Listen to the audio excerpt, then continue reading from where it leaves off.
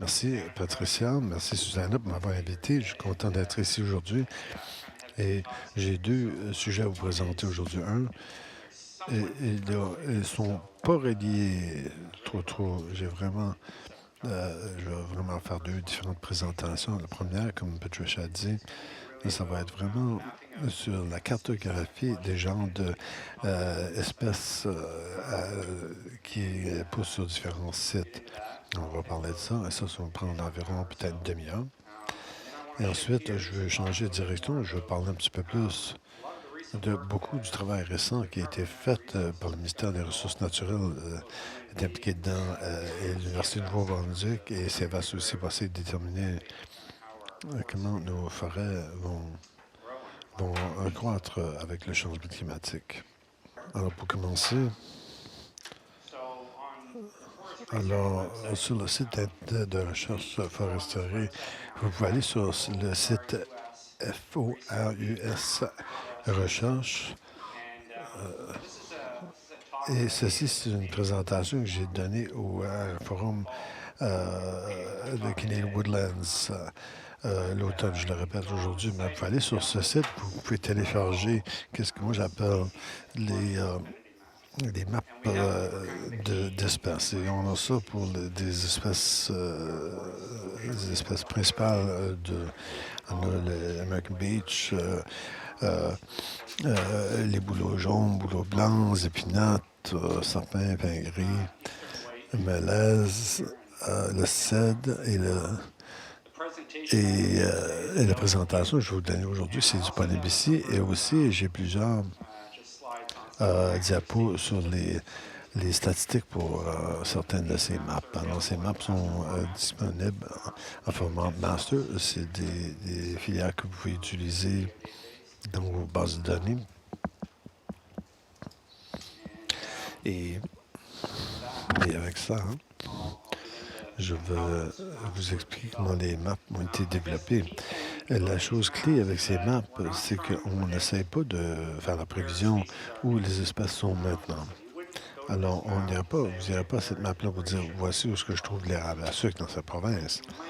Qu'est-ce que vous allez trouver utile avec ces maps? C'est de découvrir où l'érable à sucre serait plus susceptible à croître, au moins dans le climat courant, basé sur l'information historique. Et je vais passer les prochaines 15 minutes pour vous dire comment j'ai tout organisé ces prévisions dans ces maps.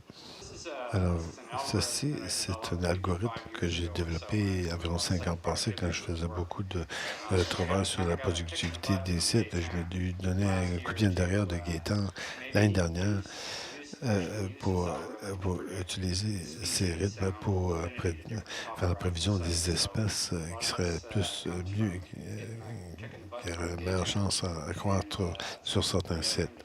Alors, et c'est pas la première fois que ça a été fait. Vince Selazny a fait de la qualification des temps pour la province et a essayé ceci. Et il a gardé l'affinité des espèces basées sur notre qu'est-ce que les bûcherons nous disaient. Donc, ça vient de la composition de différentes espèces. Vous pouvez clairement voir que les affinités du nord et le sud avec des espèces de bourreaux et de feuillus, mais ceci, c'est fait c'est une map assez brute. Alors la raison pour ceci, c'est vraiment pour se demander, est-ce qu'on va vraiment créer une map de ces espèces à différents niveaux? Et la partie difficile dans ce travail-là, c'est que nos forêts sont gérées d'une façon intensive. C'est maintenant assez difficile à voir où les érables à sucre ont poussé avant. On a beaucoup de plantations dans notre paysage. Et c'est un peu difficile de voir qu'est-ce qui était là avant. Alors, ceci, c'est un endroit proche de Madawaska. Géré d'une façon intensive. Et l'idée, c'est pour pouvoir prédire qu'est-ce qui aurait été là si que la gestion durant les derniers 100 ans n'aura pas eu lieu. Alors, où est-ce que l'érable à sucre pousserait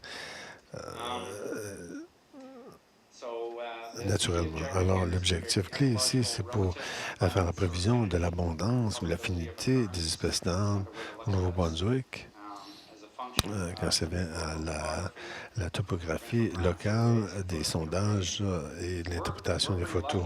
On est assez chanceux au Nouveau-Brunswick d'avoir beaucoup d'informations sur les terrains. On a environ 30 000 sondages forestiers qui ont été faits depuis les années 80 et on a probablement le cycle d'interprétation des photos au Canada, sinon en Amérique du Nord, en allant jusqu'à 1880. Alors, et la raison pourquoi je pense que c'est utile pour le changement climatique ou les raisons du changement climatique, mais aussi pour autres raisons aussi, c'est que c'est pour planifier nos activités sylvicoles. Si on sait qu'un site, l'affinité pour l'érable à sucre ou l'érable rouge, c'est peut-être pas une bonne idée de mettre une plantation là parce que vous avez du difficulté à contrôler cette compétition.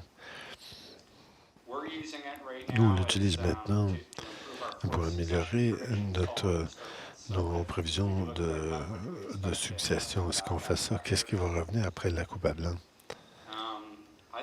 Je pense que ça va être utile aussi pour bâtir de meilleures map de productivité. D'habitude, ce qu'on trouve l'érable à sucre quelque part, c'est un bon site. Ce qu'on trouve des limites noires, c'est un pauvre site. Et en sachant quelles espèces qui sont sur quel site, c'est un bon indicateur de la productivité de ce site.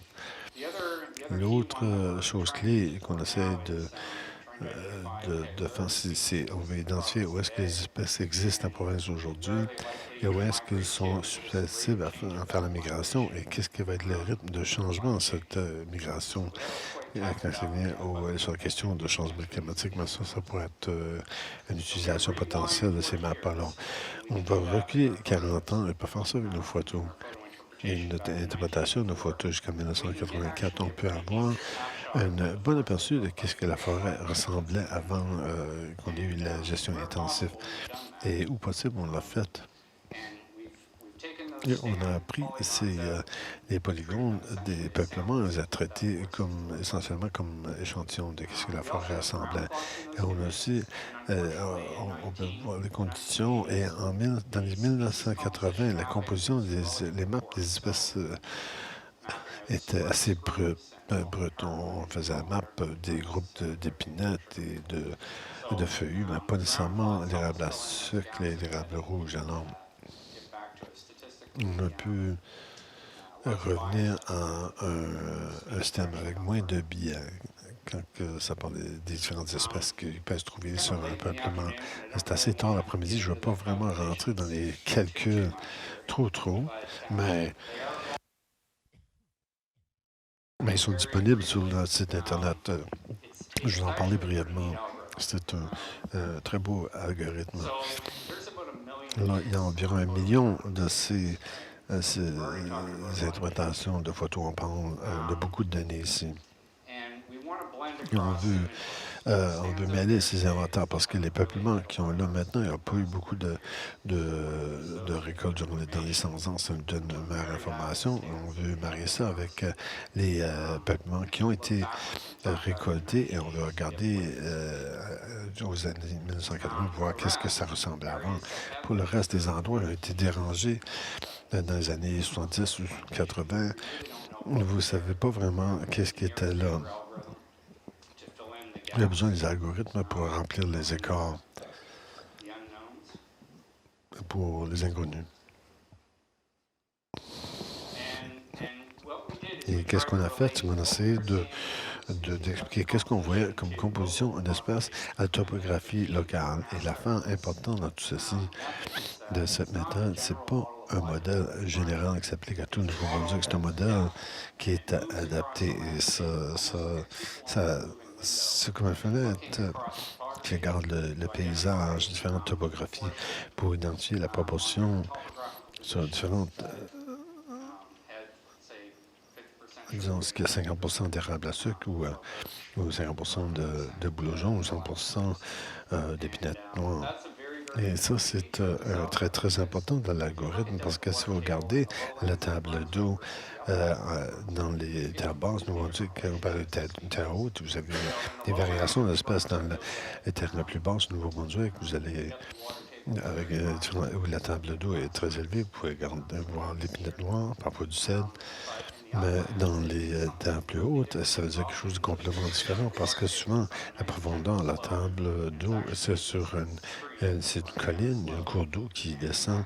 Et dans ce cas-là, c'est du feuillu bien tolérant. Alors, si tu construis un modèle qui est générique à travers le province, ça ne fonctionne pas. On a besoin de quelque chose qui peut être adapté au paysage, qui associe les espèces avec les positions topographiques.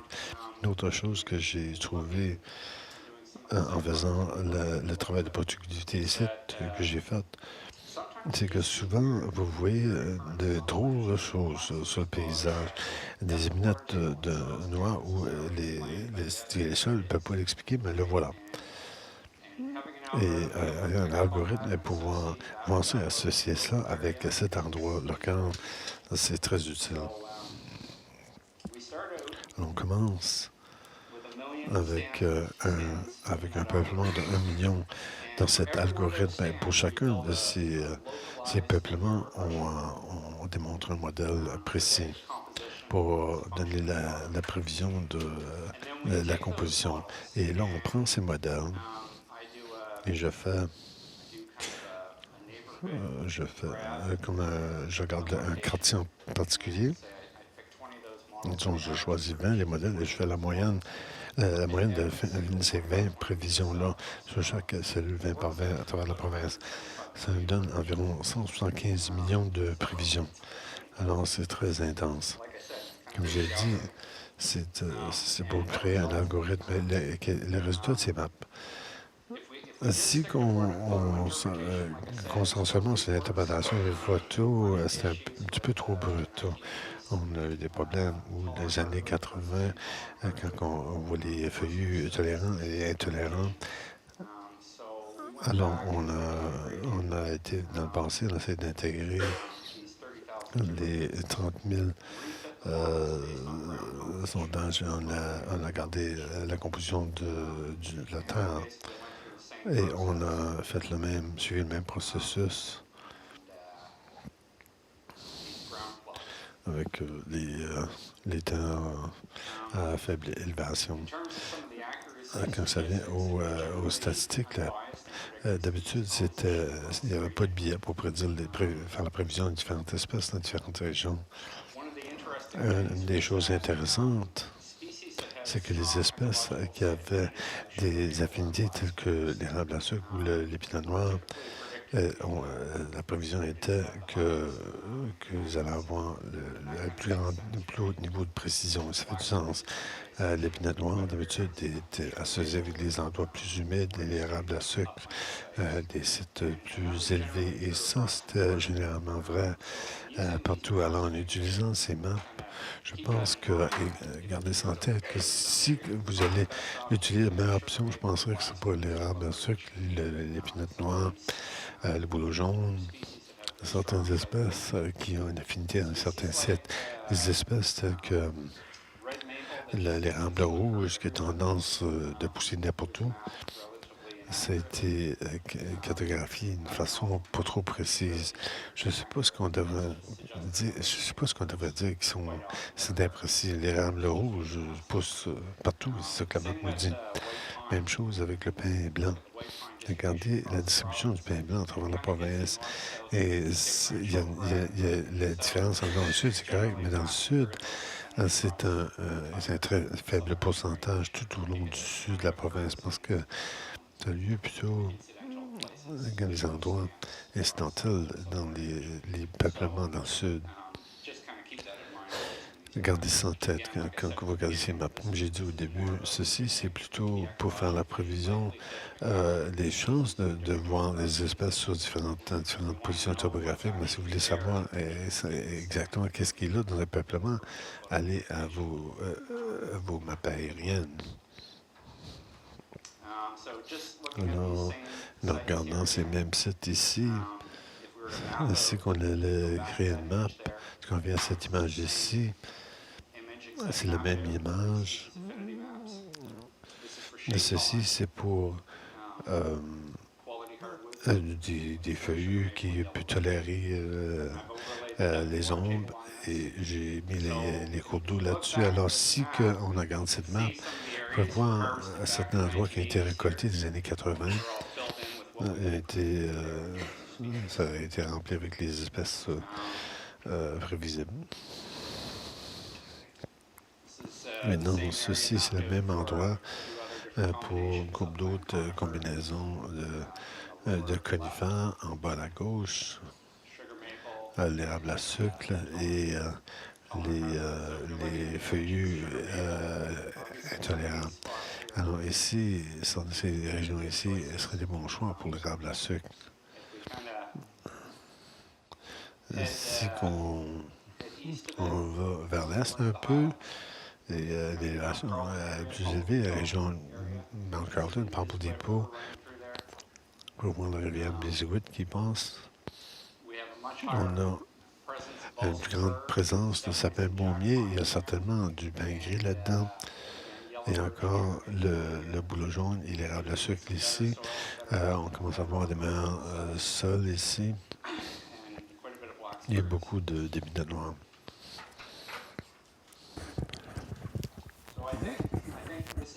Je pense que c'est une grande amélioration quand ça vient à faire des maps locales. On laisse les espèces parler pour eux-mêmes. On a l'information incomplète sur les sols et la profondeur de la table d'eau. Il y a beaucoup d'erreurs sur ces maps, mais ça va tenter de se faire améliorer. Mais le temps, mais il y a assez de problèmes. C'est difficile à décider quelles espèces qui vont être présentes sur différents sites. Alors, on laisse les espèces parler pour eux-mêmes.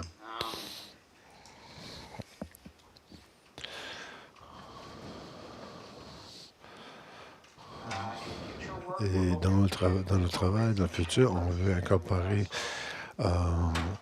des maps d'attributs des sols de Shane First. On n'a pas inclus les niveaux LIDAR pour les pentes et la disponibilité d'eau aussi. On peut aussi ajuster ça comme variable.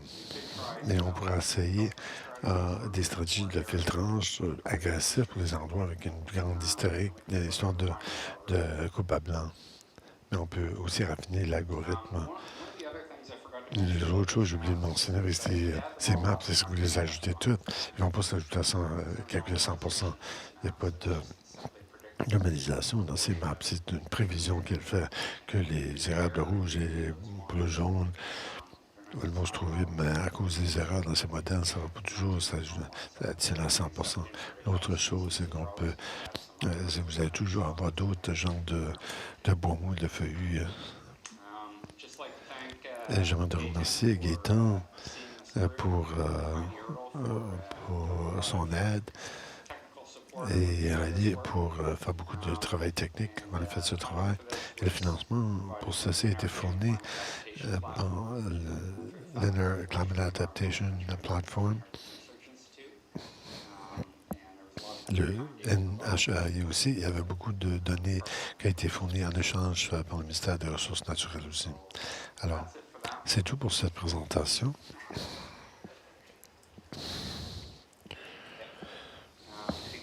Maintenant, est-ce que vous avez des questions?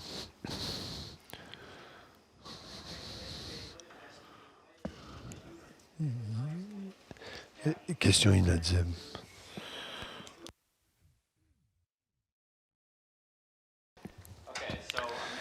Alors, imagine rentrer au long d'une falaise avec des bouleaux jaunes, érable à sucre, peut-être un peu plus, parce qu'il y a plus de beach, là, tout d'un coup,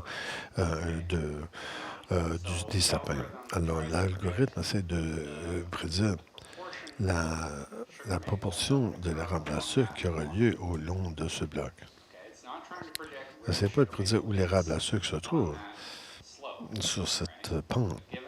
Mais étant donné qu'on marche au long de la pente et d'habitude, les conditions écologiques sont les mêmes pentes, même hauteur, même sol. Qu'est-ce qu'on pourrait prédire comment souvent qu'on va voir des érables à sucre? C'est ça qu'on essaie de déterminer. Est-ce que ça peut vous aider? Alors, si on a 50 alors tu t'entendrais que tu verrais de l'érable à sucre présent 50 du temps. Peut-être que tu vas trouver une coupe de bouleau jaune et autres espaces, mais en moyenne, ça serait, tu pourrais dire à peu près assez précisément comment d'érable à sucre tu vas trouver. Correct?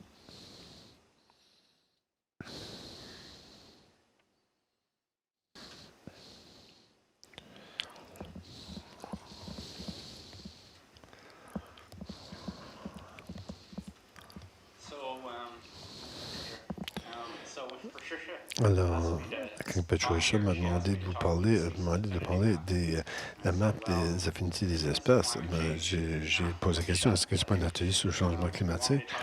Est-ce que vous voulez que je parle un peu de ce qu'on fait quand ça vient à la recherche sur le changement climatique? La map d'affinité des espèces, ça faisait partie de ça, mais on a aussi beaucoup de recherches en marche ici dans le ministère et avec différents partenaires. Je pense qu'il serait utile d'en parler.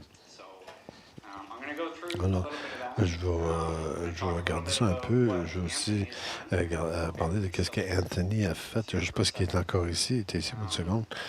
Mais un peu de son travail et comment on essaie d'avancer ce travail ensemble. Je pense que ces questions clés ont été posées ce matin durant la présentation à Charles.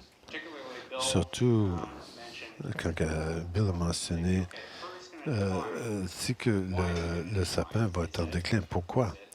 Est-ce que c'est parce que ça va juste la croissance va ralentir ou est-ce que quelque chose va compétitionner plus fort qu'eux? Ils vont mourir naturellement?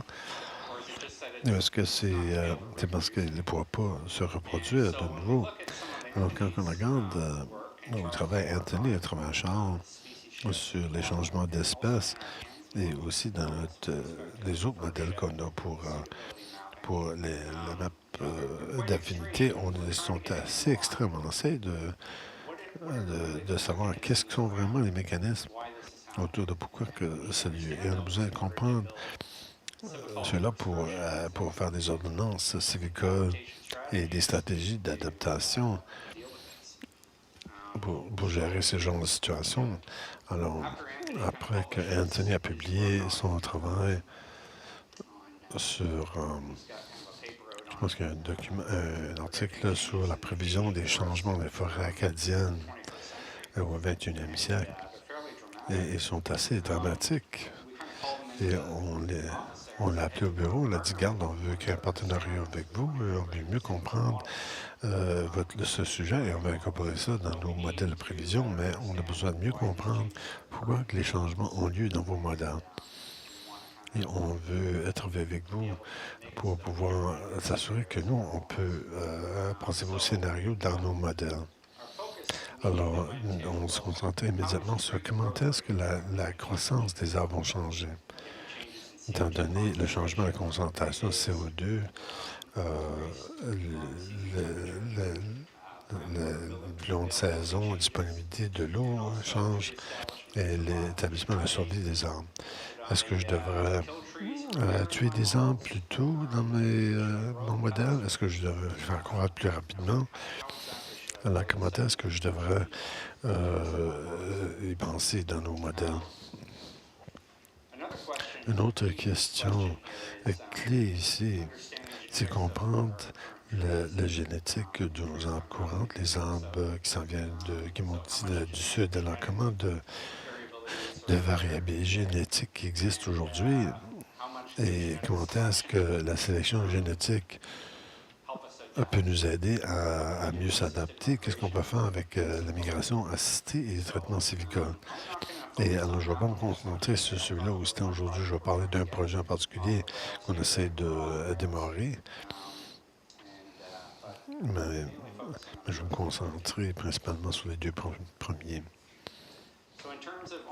En termes de recherche continue, je vais identifier certains projets qu'on utilise ou on est impliqué dans directement. Un des choses intéressantes qui était disponible à travers Arcan. Arcan a beaucoup NRCAN a beaucoup de maps disponibles, surtout les maps qui démontrent le sapin bombier qui pousse vers le nord sous différents scénarios de changement climatique. C'est tout disponible sur leur site Internet. Et Anthony a utilisé cette recherche dans beaucoup de son travail directement. Et c'est ici où Anthony vient en jeu. Dans son article, il a utilisé le modèle PACAS, c'est un modèle de simulation. Elle a utilisé beaucoup de prévisions de NRCan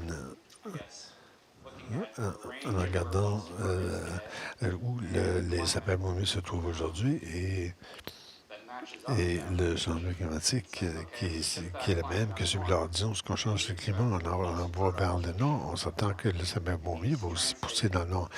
Et lui a traduit ça il regarde l'effet de la croissance et le suivi d'après ce modèle. C'est essentiellement comment ce modèle a fait des prévisions pour notre région. Je vais rentrer dans le plus grand détail durant cette présentation, mais comprendre ça et améliorer les modèles, c'est une partie clé de notre recherche. L'autre chose qu'on a demandé à Anthony nous aide avec, et lui, vraiment, c'est lui qui dirige ceci. On se demandait, est-ce que plus de preuves qu'on pourra garder pour concerner les prévisions que vous faites? Alors, on pensait qu'il y a beaucoup d'échantillons à travers l'Amérique du Nord, qu'il y a du sapin bombier dedans. Les services forestiers des États-Unis ils ont la modèle disponible en ligne pour chaque État. On peut rapidement prendre cette information, regarder les taux de croissance, les taux de survie des différentes espèces sur une grande superficie et avoir plus de données plus de faits sur ces arbres et les taux de survie. Je sais qu'Anthony est impliqué dans des expériences de changement climatique pour augmenter les températures qu'on va avoir dans 100 ans pour voir ce qui va arriver à l'épinal des sapins. Et à l'Université de Nouveau-Brunswick fait la même chose. Alors, on regarde un œil là-dessus. Charles fait beaucoup de maps sur la disponibilité d'eau aux plantes. Il n'a pas mentionné ça durant sa présentation. Je pense parce qu'il ne s'est pas développé complètement encore sous le projet de l'Université de Nouveau-Brunswick. Qu'est-ce qu'on espère ressortir de ce projet? C'est des maps quotidiennes sur les sécheresses à une résolution de 30 mètres pour tout Nouveau-Brunswick. Très haut niveau de résolution, on parle de prévision quotidienne sur 100 ans. Et lui, il a la difficulté à faire ça à cause les calculs incroyables qui sont nécessaires pour pouvoir l'accomplir. Mais l'idée, c'est pour savoir comment fréquentes les sécheresses qu'on va voir et des endroits, de quel endroit de la province aussi qu'on va les voir. Il y a eu du travail qui a été fait à l'Université de Nouveau-Brunswick. Et un des étudiants a présenté une partie récemment, partie de ses recherches récemment sur les différentes données pour transférer l'épinette rouge des endroits dans le nord jusqu'au sud. Ils ont trouvé que l'épinette du nord a fait mieux dans le sud. Et il y a plusieurs de ces types d'études qui sont en marche maintenant, mais le problème avec ces études-là, d'habitude, ces études ont été établies sans le changement climatique en tête.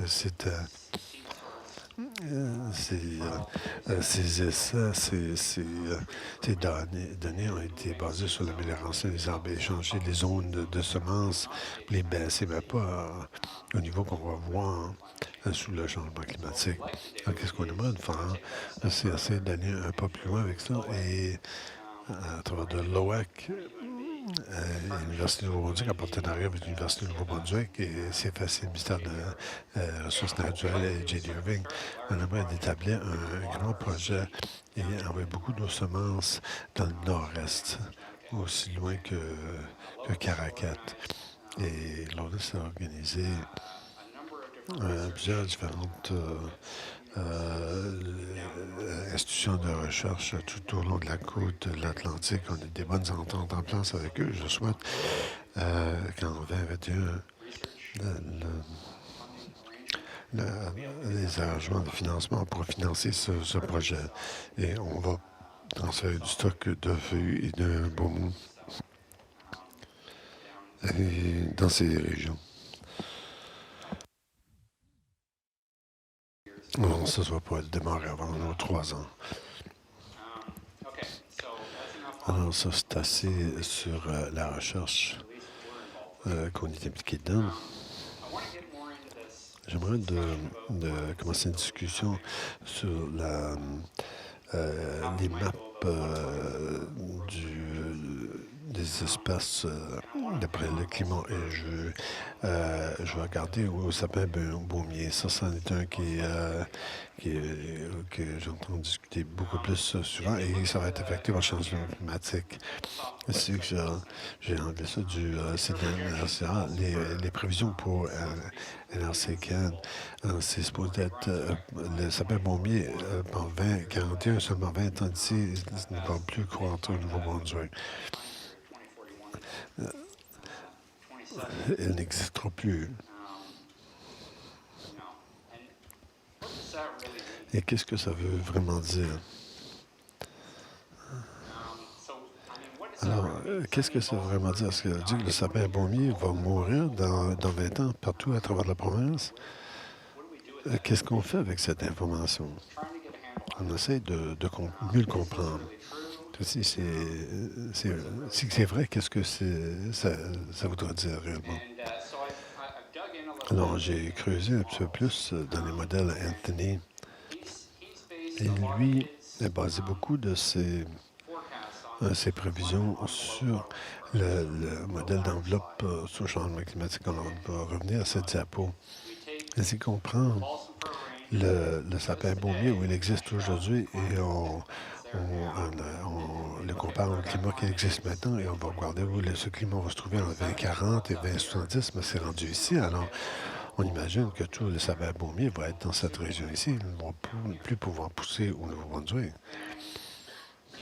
Et dans beaucoup de modelage, les prévisions sont que où on a du sapin baumier en grande abondance, c'est là où ça fait mieux, là où ça pousse mieux.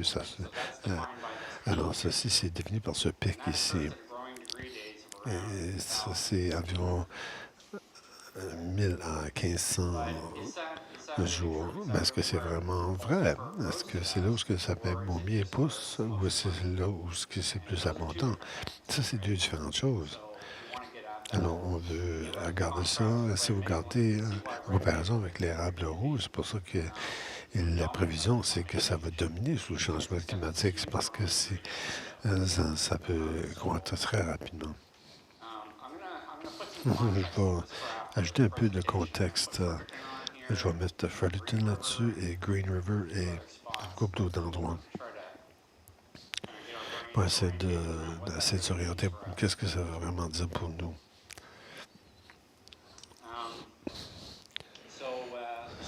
Alors, voici le map pour la journée de croissance par degré. Ceci, c'est pour la période de 1981 à 2010. Et Fredericton se trouve dans 1800 degrés, journée de degrés. Ici, à Green River, ça serait 1300 à 1400 de journée de croissance. Et dans seulement 30 ans d'ici, il va y avoir des changements massifs. La région d'Edmundston et Hamilton va ressembler plus que Fredericton, plus comme Fredericton en termes de climat. Et Fredericton va ressembler beaucoup à Portland dans seulement 30 ans. Alors, si on revient une seconde, est-ce qu'on revient et on regarde ceci, on regarde les journées de croissance, ça va suggérer que les sapins baumiers vont être complètement perdus dans 30 ans. Alors, est-ce que c'est vrai? Et comment est-ce on peut vraiment utiliser cette information? Une autre façon de regarder, c'est que ceci, c'est pour Fredericton. Et tous mes scénarios climatiques, c'est le 8,5, RCP 8,5. Je pense que c'est le train qu'on est dessus. Euh, c'est mieux que ça va être à 4,5, mais je pense qu'on s'en va plus vers le 8,5.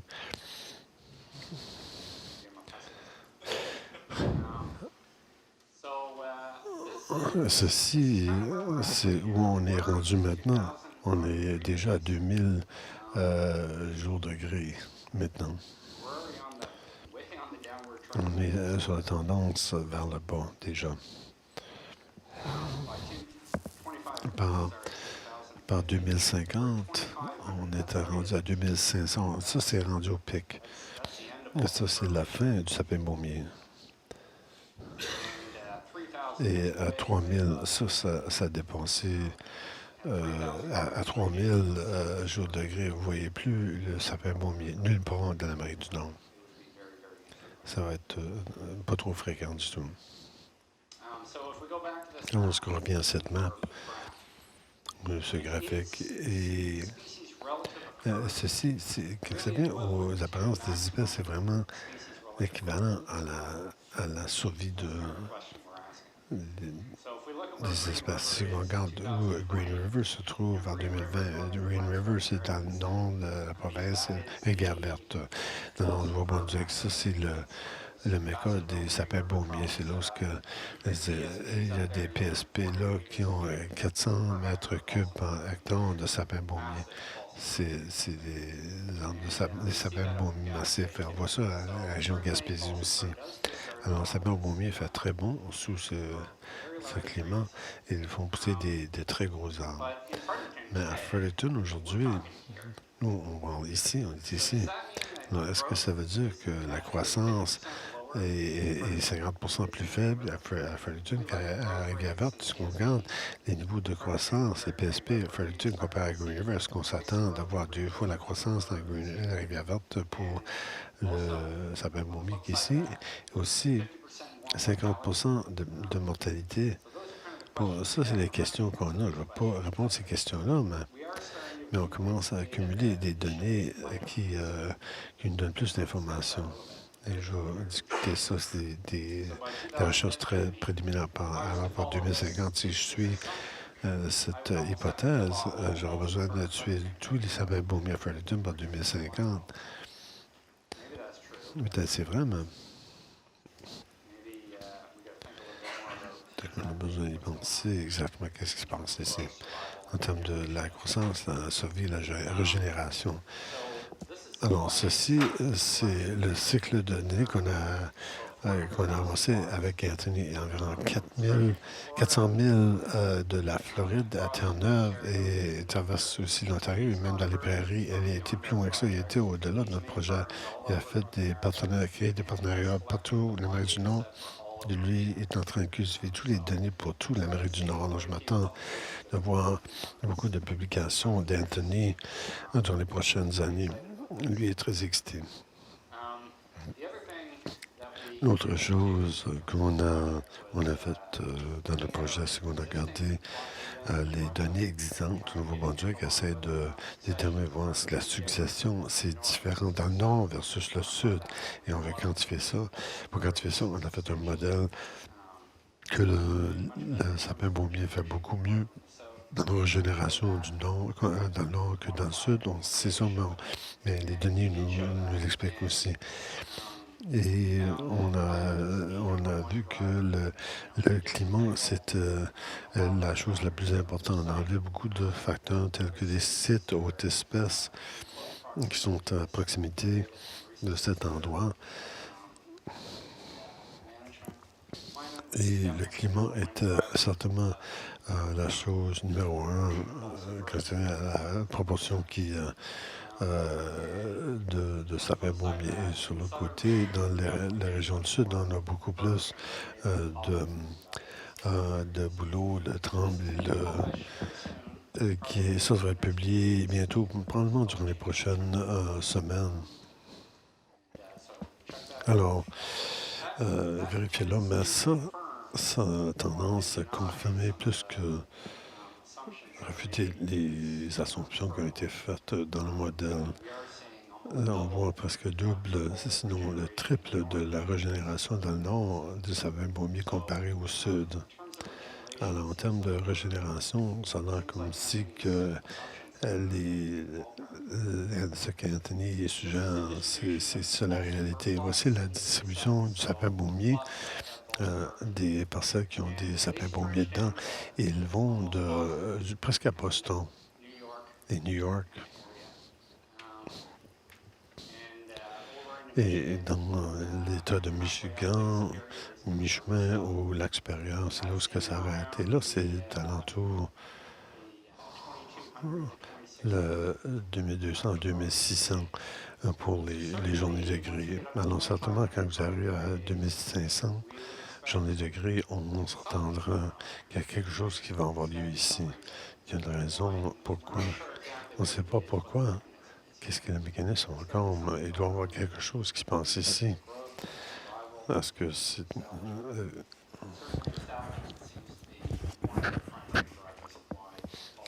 je pense que il y a une raison pourquoi que les sapins baumiers ne poussent pas rendu à cette échelle. Mais si vous regardez les PSP, on va ressortir tous les arbres dominants et co-dominants. On essaie de se enlever, de se dans la suppression de la compétition. On voulait seulement savoir les arbres dominants et co-dépendants. Dans ce parcellement de sapin-baumier, on a regardé le diamètre, centimètre par année de croissance à travers différentes journées de degrés. On a regardé 95 de pourcentage de croissance et vos les meilleures performances ici. Excusez, est-ce qu'il n'y a pas 365 jours? Je ne sais pas pourquoi vous avez 200 journées de croissance, journées de gré. Alors, la façon que le calcul de jour de gré est fait, premièrement, vous allez voir la base 5, parfois c'est 10, 0. Aux États-Unis, vous allez voir en Fahrenheit. Mais ceci, c'est un seuil. Plus haut que cette température, les jours degrés sont comptés. La façon que les jours degrés sont comptabilisés, c'est prendre le minimum, la température minimum de la journée et la température maximum de la journée et tu fais la moyenne pour avoir une moyenne de température pour la journée. Alors, le minimum maximum est divisé par 2. Et là, vous enlevez la température de base. Et là, alors si c'est 25 degrés durant le jour, en moyenne, disons que c'est 20. Alors, vous avez une journée de degrés de 15 degrés cette journée-là. Est-ce que ça fait du sens? Alors, c'est votre moyenne de la température durant le jour, disons c'est 20 degrés. Et vous êtes comptable les degrés au-delà de la seuil de base de 5 degrés. Alors, c'est 15 degrés. Alors, nous, on ajoute ça sur toutes les journées de l'année. Ça donne environ 5 degrés en moyenne. Ça, c'est la façon qu'on mesure ça. Alors, ce n'est pas une mesure de journée de l'année que les plantes vont croître. C'est une mesure de la somme d'accumulation de chaleur durant l'année. C'est très utile pour l'agriculture et aussi pour essayer de terminer la situation avec l'insecte spruce padworm. Alors, le sapin baumier ne peut pas apprendre à accepter un certain pourcentage de jours de gré. Non, je ne sais pas, on sait simplement qu'est-ce qui se passe en 2005 à 3000. Mais on ne voit pas, parce qu'on ne verra pas le sapin baumier. On essaie de déterminer qu'est-ce qui est le mécanisme qui cause ça. Est-ce que c'est simplement que c'est des milliers d'années et ça a été, il y avait eu d'autres compétitions avec d'autres espèces ou est-ce qu'il y a une raison fondamentale pourquoi ils sont en train de mourir dans cette gamme? Est-ce que c'est un insecte? Qu'est-ce qui est le mécanisme? Pourquoi que ça ne peut pas survivre au-delà de cette seuil? Ça, c'est une des questions clés qu'on veut étudier. Est-ce que ça en fait avec... Il y a beaucoup d'espèces qui sont déclenchées par le montant de soleil qu'elles ont Est-ce qu'il y a une relation entre ça? Ça pourrait être une explication pour certaines espèces. Mais tu n'as pas de données qui expliquent cette relation directe. Et ça va varier. On veut comprendre qu'est-ce qui est le mécanisme biologique. Peut-être c'est un cycle de gel où peut-être l'ambre va sécher durant l'hiver. On ne sait vraiment pas. Mais qu'est-ce qu'on essaie de faire? C'est qu'on essaie d'avoir les données nécessaires pour nous aider à faire cette prévision. Et c'est la première étape, parce qu'on a toutes les mêmes questions que vous. On veut essayer d'être confiant quand on dit que le sapin baumier va mourir quand la température augmente. On ne veut pas tout simplement dire que quand ça n'arrive pas dans le sud, alors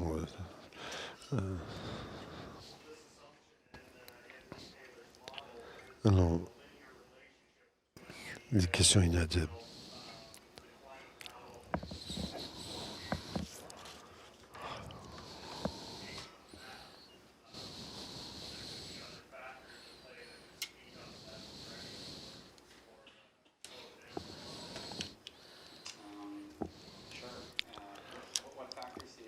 Quel facteur dans la tête?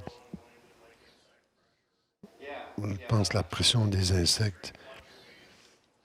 Peut-être qu'il y a eu des grands changements de le climat. Alors,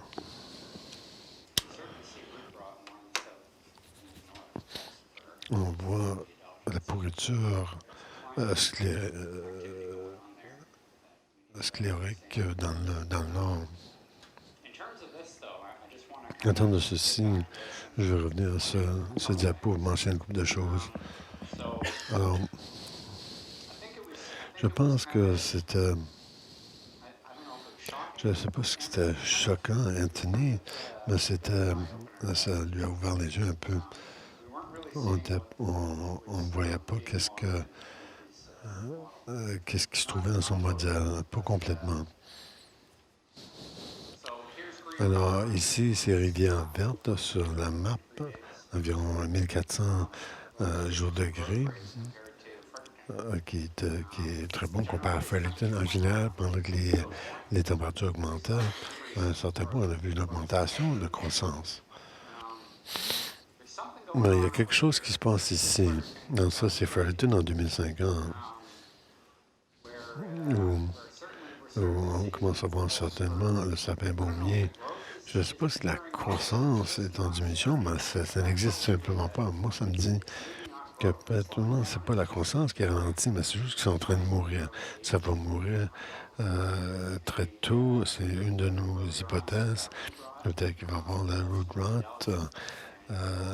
Et le sapin baumier ne peut simplement pas se rendre à maturité. Ça peut croître, c'est que c'est là, ça peut être une hypothèse, mais ça ne peut pas survivre à maturité sous ces plus hautes températures. Non, ça peut être une hypothèse. Et ça des conséquences quand ça vient, des répercussions quand on commence à gérer le sapin baumier. Est-ce qu'on est content avec des rotations assez réduites? Peut-être qu'on va être correct dans 50 ans. Mais il y a certainement quelque chose de majeur qui va avoir lieu. Mais on parle d'une incertitude dans 50 ans. Quand est-ce que les impacts vont avoir lieu?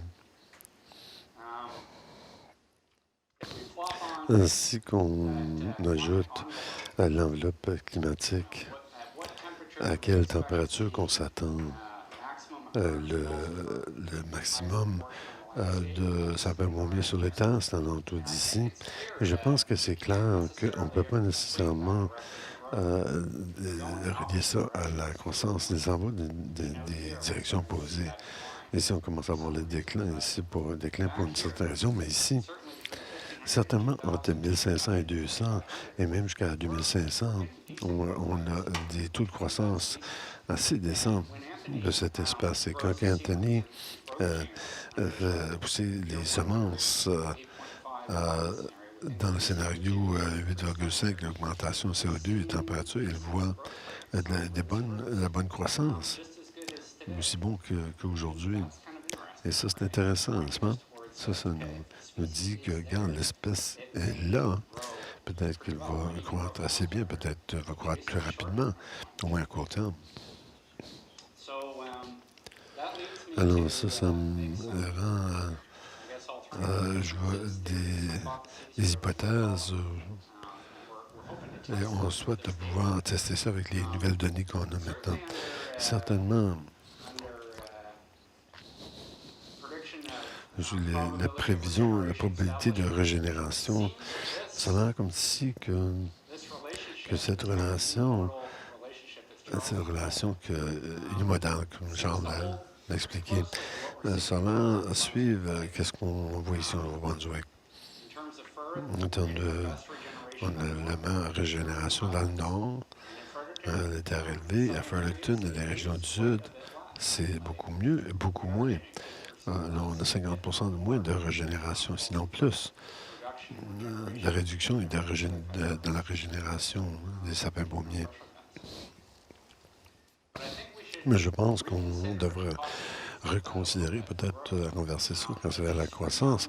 Au moins, pour les jeunes peuplements graphiques, moi, je pense que ça dépend de l'âge.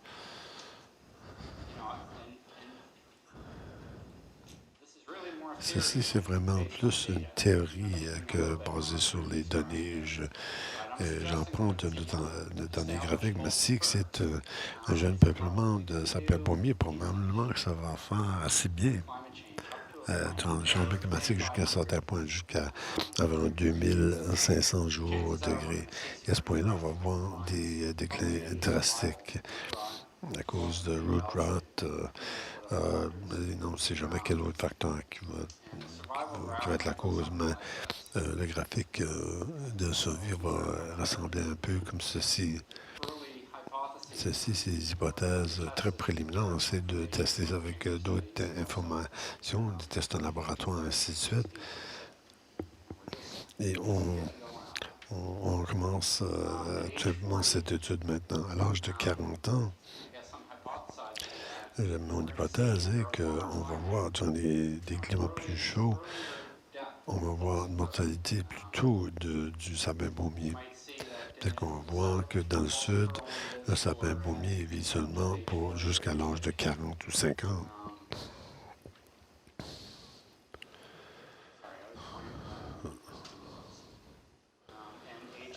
Et à l'âge de 70, un plus grand déclin, plus rapide de sapin baumier. Alors des petits peuplements, les sites de régénération peut-être vont faire assez bien, mais les sapins baumiers plus matures vont avoir des différentes choses qui vont les tuer. Mais ça fait du sens. Si on regarde dans le nord, à Rivière-Verte, on peut voir les vieux peuplements de sapins baumiers qui n'ont pas de root rot, ils le font très bien. Mais si on regarde dans le sud, vous voyez du sapin baumier on a le root rot qui rentre dans nos PCT à l'âge de 25 ans. Et ils sont presque... sont morts essentiellement. Mais si vous regardez Nouvelle-Écosse, du sapin baumier Nouvelle-Écosse, elle ne vit pas trop longtemps. Elle ne devient pas trop gros, mais ils sont là. Ils existent. Ils ont des niveaux de croissance assez décents quand ils sont jeunes, mais ils arrivent à un certain point où ils vont arrêter de croître vers l'âge de 50. Alors, je ne sais pas si que ça vous aide, mais je sais qu'il y a certaines questions ce matin étaient plutôt comment est-ce que les modèles fonctionnent, et c'est comme ça qu'ils fonctionnent maintenant. Toutes les choses suivent cette trajectoire très simple, mais je vous suggère qu'on doit être un petit peu plus sophistiqué avec notre recherche. Et on a besoin de faire beaucoup de recherches et on doit penser ça de façon logique. Qu'est-ce qu'on pense de ces espèces et nos propres observations aussi, on voit. Et des choses qu'on peut voir dans le champ aussi pour nous aider à nous donner plus de confiance et qu'on pourra faire de meilleures prévisions dans le futur. Il y a un autre projet que j'aimerais vous mentionner. Je l'ai mentionné auparavant, c'est le titre du projet, c'est appelé la coût et bénéfice de s'adapter au changement climatique dans les sécheresses et les grands vents. Ceci, c'est plutôt ce que Charles fait. C'est regarder la probabilité de sécheresse et de vents sévères au Nouveau-Brunswick.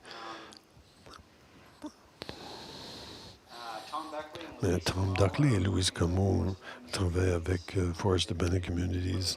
Ils ont fait beaucoup de sondages pour mieux comprendre les forêts de ces communautés-là, comment ils s'adaptent au changement climatique. Ils ont développé des ateliers pour aider à informer les gens.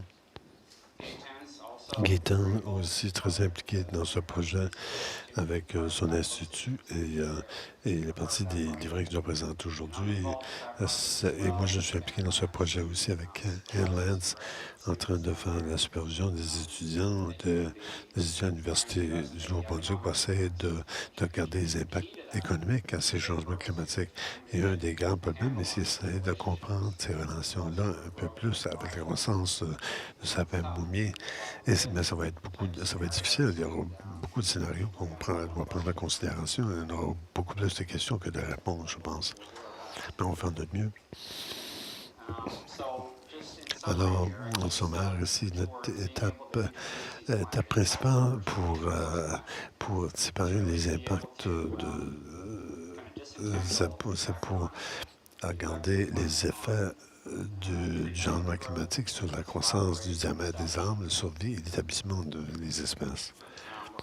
On souhaite intégrer la recherche de l'Université de Nouveau-Brunswick et CFAS et autres instituts pour répondre à ces questions. Et je pense, si j'aurais besoin de faire des prévisions sur ceci, d'après ce que j'ai vu déjà, souvent, comme si on va voir des taux de croissance qui vont augmenter à court terme dans nos forêts, mais au long terme, je pense qu'on voit des mortalités majeures des espèces vulnérables. Il y a peut-être pas une mortalité de jeunes sapins baumiers, mais ils vont mourir plus tôt que d'habitude. Et certaines espèces ne pourront pas durer aussi longtemps, dû à plusieurs facteurs, tels que les insectes, la pourriture, et ainsi de suite.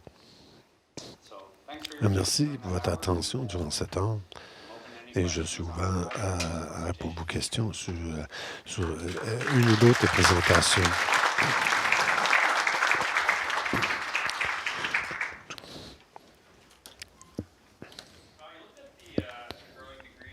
Tu as regardé les jours de gris. Est-ce que tu as regardé d'autres facteurs comme les températures hivernales en moyenne? Oui, Anthony a toutes ces choses-là au bout des doigts.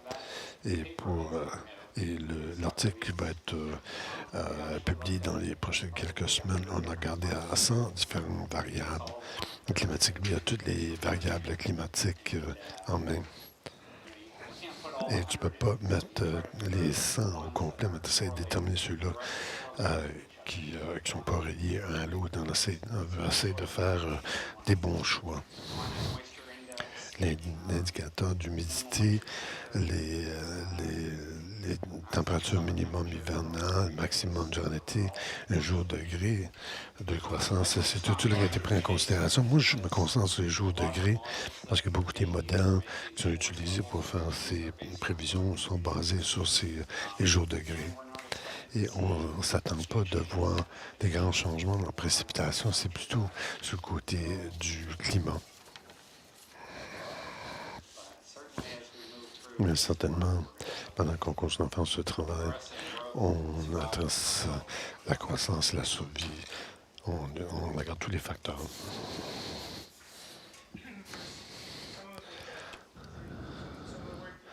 Un peu du travail que tu as mentionné aujourd'hui, ça me dit que peut-être que le sapin baumier ne va pas être éliminé complètement au Nouveau-Brunswick dans le futur approché.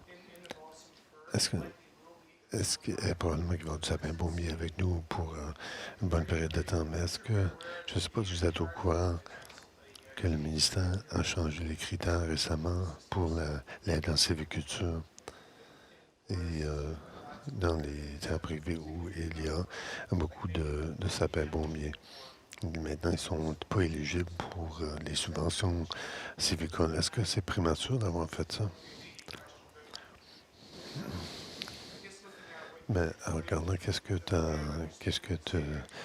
mentionné dans ton discours, moi, ça m'indiquerait que c'est une action prématurée d'arrêter les subventions pour que ces gens de parcelles sont inéligibles pour les subventions civicoles. Moi, je n'étais pas impliqué avec ça. Je n'ai pas dit en particulier. Je ne sais pas quel contexte derrière ça, mais il y a beaucoup de bonnes raisons pour se débarrasser du sapin bombier et ne pas le cibler. Un sapin bombier, ce côté de sylviculture, je ne sais pas si le climat, c'est la seule raison que cette politique a été mise en place. Nous, on voit certainement des enjeux autour du dealing commercial sur le site de sapin-bombier à cause de la quantité de roof rot qu'on voit dans les régions du sud. Mais peut-être dans le nord, peut-être un peu prématuré, parce qu'on parle strictement du changement climatique, mais la seuil de 2500 degrés, ce que vous avez vu dans l'image, là, ça ne va pas frapper Carleton. La prévision sur le scénario 8,5 avant 2085. Mais à Fredericton, ça s'en vient beaucoup plus tôt. On parle de 30 ans d'ici. Tant qu'on dépense le seuil, on ne sait pas vraiment certain que ce qu'on voit à ce seuil. Alors, si moi, je serais un propriétaire de boisé dans le sud du Nouveau-Brunswick, je serais certainement intéressé d'éliminer le sapin bombier. Tandis que dans le nord,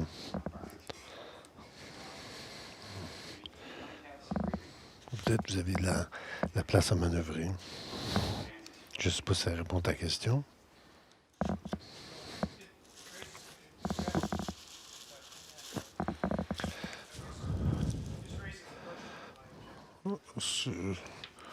J'étais seulement curieux.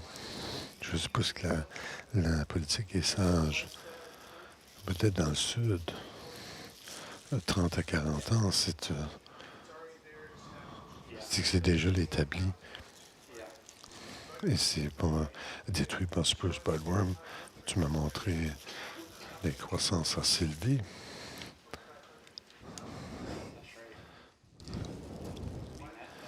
Le 2500 jours de gris, c'est un qui est important. On ne voit pas de sapin bombier après ça. Alors, ça indique qu'il y a quelque chose qui est relié à la mortalité. Mais jusqu'à ce point-là, on va voir des taux de survie. On n'a pas gardé la mortalité encore. L'autre façon de garder ça, ça serait que la seule chose qu'on voit, c'est on voit ceux-là qui peut-être on ne voit pas les mortalités. Peut-être que c'est peut-être pour ça qu'en l'entour de 2500, on voit beaucoup de mortalité. Et le sapin bombier ne vit pas plus que l'âge de 30 ans. Mais on a besoin d'avoir plus de données pour pouvoir mieux comprendre la situation.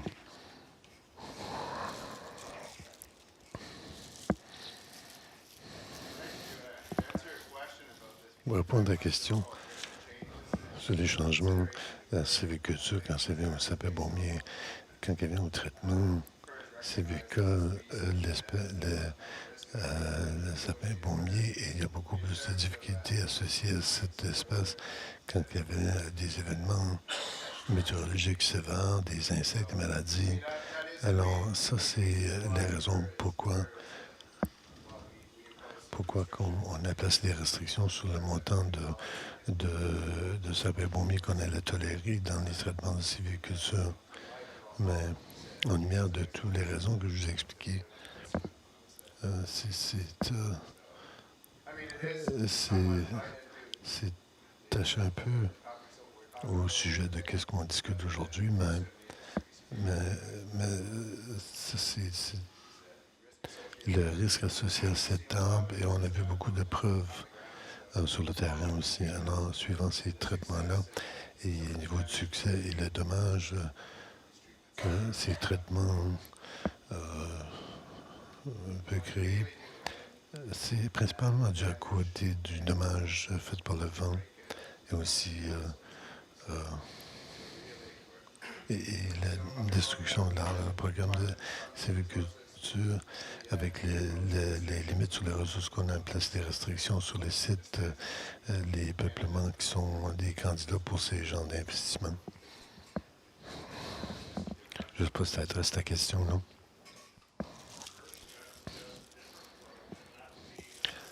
Question inaudible.